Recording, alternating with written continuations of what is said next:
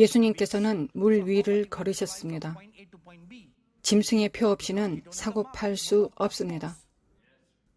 그럼 어떻게 A 지점에서 B 지점으로 날아갈 것입니까?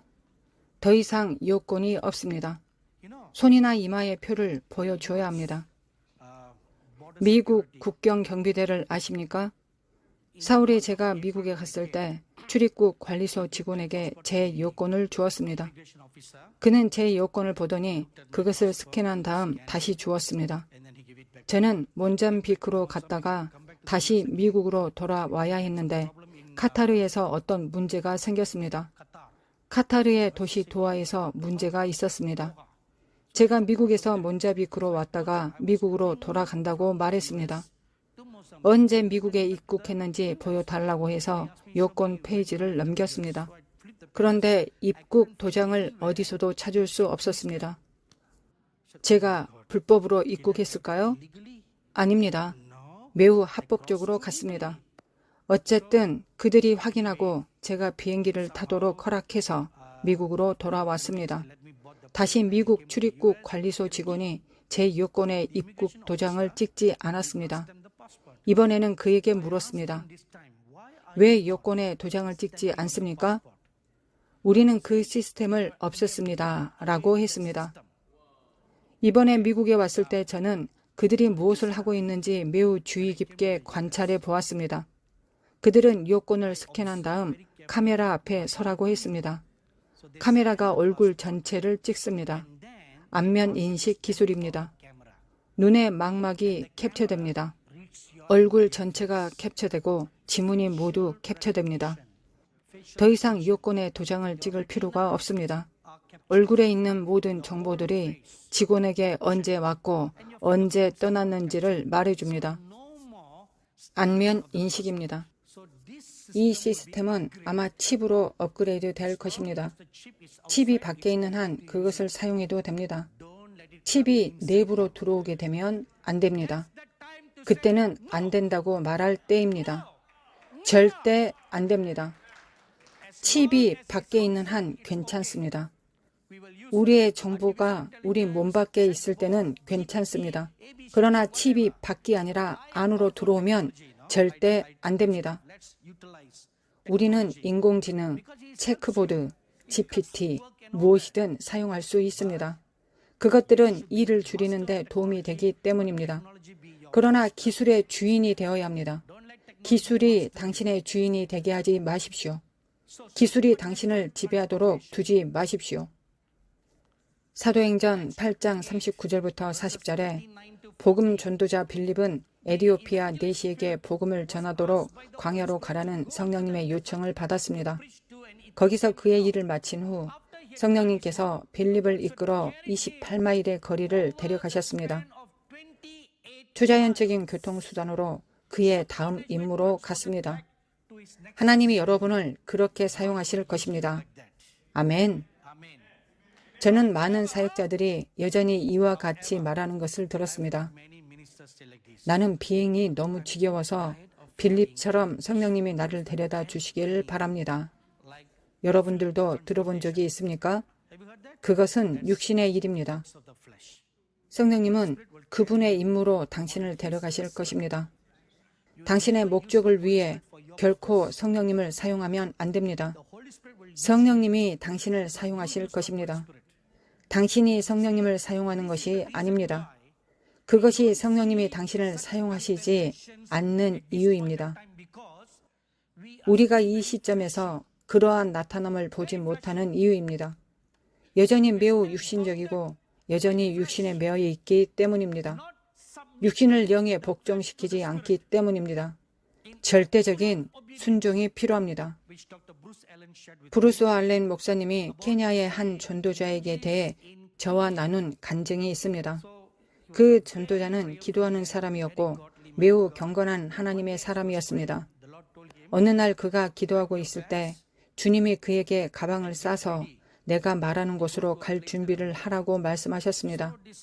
그래서 이 하나님의 사람이 주님의 말씀에 순종하여 필요한 옷과 물품을 넣은 여행 가방을 싸고 준비했습니다. 여러 날이 지났고 어느 날 그가 기도하고 있을 때 주님이 말씀하셨습니다. 이제 가방을 가지고 공항으로 가라. 그는 돈도 없고 비자도 없었습니다. 공항에 가면 비자와 돈을 가진 누군가를 만날 것이라고 마음속으로 생각했습니다. 그래서 그는 나이로비에 있는 케냐 국제공항에 갔습니다. 입구에 서서 왼쪽과 오른쪽을 둘러보며 누군가가 그에게 다가와서 실례합니다. 이것은 당신의 것입니다. 라고 말하기를 기다렸습니다. 제가 예전에 그렇게 했습니다.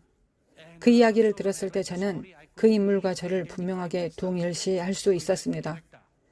그런데 한참을 기다려도 아무도 나타나지 않았습니다. 이제 어떻게 해야 하는지 주님께 물었는데 공항 안으로 들어가라고 하셨습니다. 그는 공항 안에 누군가 있을 것이라고 생각하며 공항 안으로 들어갔습니다. 그런데 다가오는 사람이 아무도 없었습니다. 주님께서 저기 남자 화장실로 가라고 하셔서 그리로 갔다고 합니다. 특정 칸막이로 가라고 하셔서 그 칸막이로 들어갔습니다.